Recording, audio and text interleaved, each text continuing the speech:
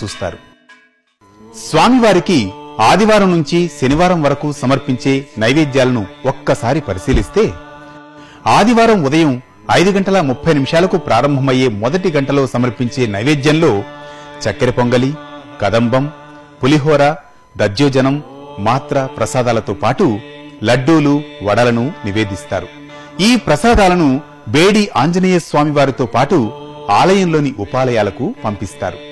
ఇక ఉదయం 10 గంటలకు 2వ గంట నివేదనలో పెరుగన్నం, చక్కెర పొంగలి, పులిహోర, మిరియాల పొంగలి, సీర, శేఖరాబాద్ నైవేద్యంగా సమర్పిస్తారు.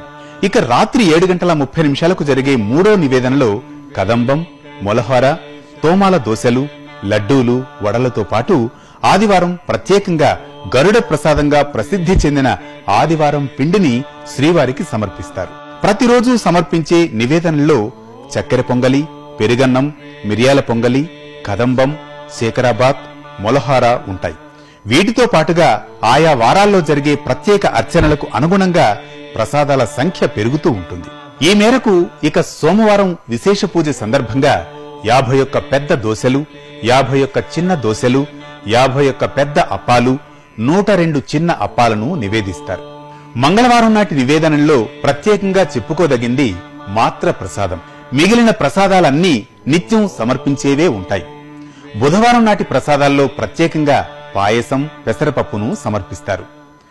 గురువారం నాటి ప్రసాదాల్లో ప్రతి నిత్యం సమర్పించే వాటితో పాటుగా తిరుప్పావడ సేవను పురస్కరించుకుని జిలేబీ, మురుకు, పాయసాలను నివేదిస్తారు.